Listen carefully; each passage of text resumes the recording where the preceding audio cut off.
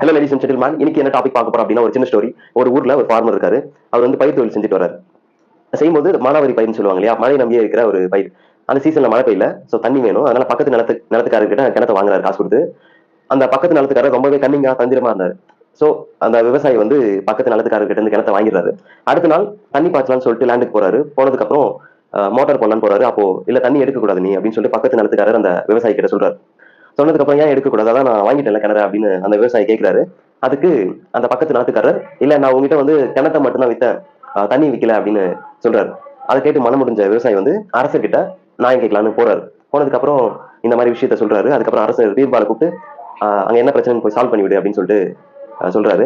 அதுக்கப்புறம் பீர்பால் வந்து அந்த பக்கத்து நிலத்துக்காரர் கிட்ட கேட்கிறாரு, என்ன விஷயம், எதுக்கு நீ வந்து தண்ணி பாய்ச்ச விட மாட்டேற அப்படின்னு சொல்லிட்டு அந்த பீர்பால் அந்த பக்கத்து நிலத்துக்காரர் கிட்ட கேட்கிறாரு. அந்த பக்கத்து நிலத்துக்காரர் சொல்றாரு, இல்ல நான் அவர்கிட்ட கிணத்தை மட்டும் தான் வித்தேன், தண்ணி விக்கல அப்படின்னு சொன்னாரு.